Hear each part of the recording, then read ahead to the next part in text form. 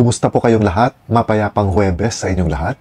At sana ay maayos ninyong nairaos ang araw na ito at lahat kayo ay nasa mabuting kalagayan saan mang parte kayo ng mundo ngayon. Isa na namang road rage ang nag-viral kamakailan.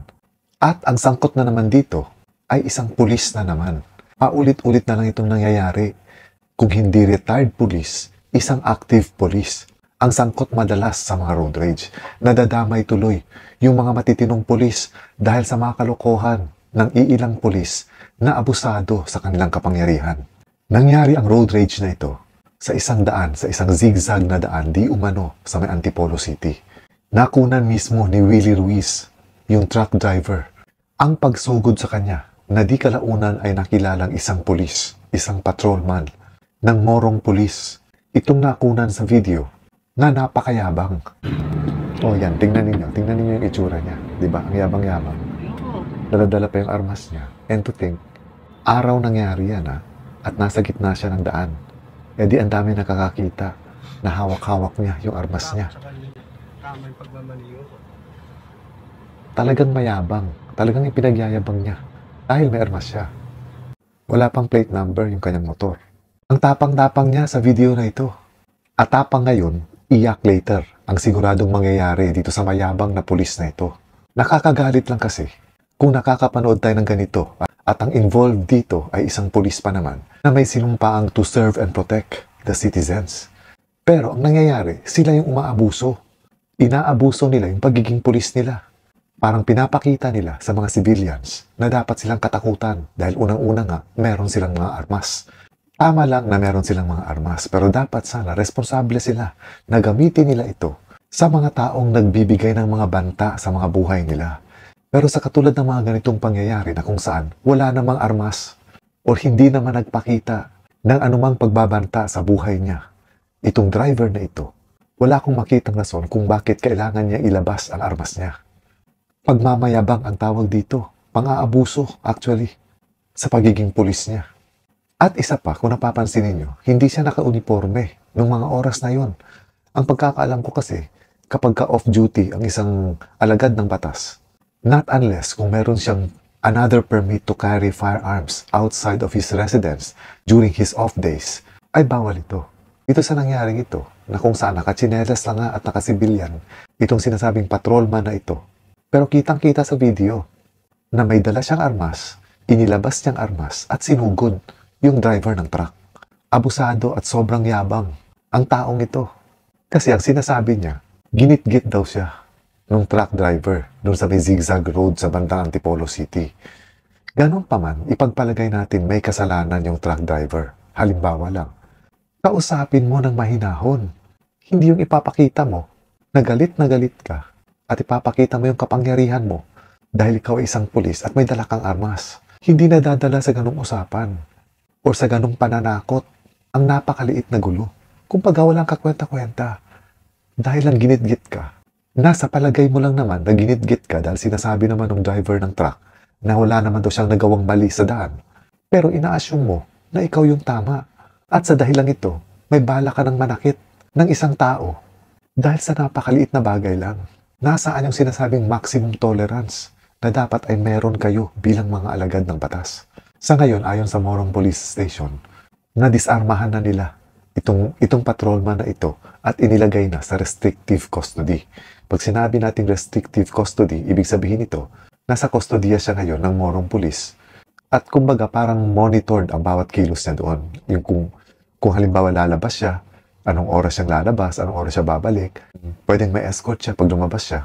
Ganun yung mangyayari sa kanya. And at the same time, isusurrender niya yung armas niya habang iniimbestiga yung kaso niya para masampahan siya ng kasong administratibo. Pero sana, yung driver, baka pwede naman na mag-file din siya ng criminal case against dito sa patrolman na ito. Kasi kumbaga parang may nangyaring grave threat or matinding pagbabanta sa buhay niya dahil nilabasan siya ng armas. Meron din tayo nakikita dito na abuse of power na sinasabi. Dahil hindi porket pulis siya at meron siyang lisensya para bumitbit ng armas, ay pwede niya na itong gamitin anytime na gusto niya. Ang mga armas kadalasan ay ginagamit bilang pagtatanggol sa sarili. Kung nalalagay sa panganib yung buhay mo, doon mo gagamitin yung armas mo. Hindi mo ito pwedeng gamitin Sa taong hindi naman naging banta sa buhay mo. Yabang na ang tawag doon. Hindi na natututo, lalong-lalo na itong ating mga pulis. Sabi ko nga kanina, mapa-retired man or active, kadalasan sila yung nai-involve sa road rage. Masyado yata mainitin yung mga ulo nila. At masyado yata silang nagiging mayabang dahil meron silang mga armas. Dapat na rin talaga siguro na i-review talaga yung hiring ng ating mga kapulisan. Dapat mas matinding psychological test ang pagdaanan nila. Parang madalas na may problema sila sa kanilang mga tempers. Yung armas nila, nakakamatay yun. Isang putok lang, maaaring mawala ang buhay. Walang lugar sa lipunan natin yung mga ganitong klaseng tao. Ilang buhay na rin ang nawala dahil sa sinasabing road rage. Ilang tao na ang nawalan ng buhay dahil sa walang kakwenta-kwentang gitgitan, dahil sa walang kakwenta-kwentang away sa daan.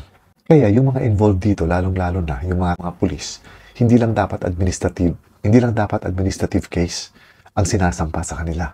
Dapat meron silang mga criminal liabilities para mas magiging mabigat ang parusa sa kanila at hindi sila tularan. Dahil kumbaga, dahil parang walang nangyayari every time na nagkakaroon ng road rage, parang nagiging paulit-ulit na sila yung kadalasan ng involved. Siguro kasi yung mga nagiging biktima rin ng mga road rage na ito ay natatakot na ituloy pa ang mga kaso. Kumbaga, natatakot sila sa kaligtasan nila at sa kaligtasan ng kanilang pamilya. Kaya rin siguro hindi nagpo-progress yung mga kaso nila dahil karamihan nadadala sa pakiusap at hindi na itinutuloy ang mga kaso. Kasi pansin ko rin ilang road rage na ang nangyari hanggang pa-viral lang. Pagkatapos nun, wala na tayong naririnig pa kung ano nang nangyari. Kung nasentensyahan na ba yung may kasalanan or nakulong na nga ba yung may kasalanan. Wala na tayong balita. Madalas ganito yung nangyayari. Kaya minsan tuloy nakakawalang gana na.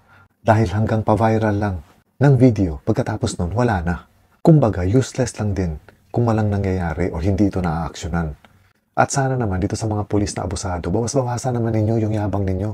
Unang-una isipin ninyo bago kayo gumawa ng mga ganitong kalokohan, bago nyo ipagyabang yung mga armas ninyo sa mga taong hindi naman nagbibigay ng banta sa mga buhay ninyo, isipin nyo kung ano ang mga consequences kapag ginawa ninyo yung pananakot gamit ang inyong mga armas.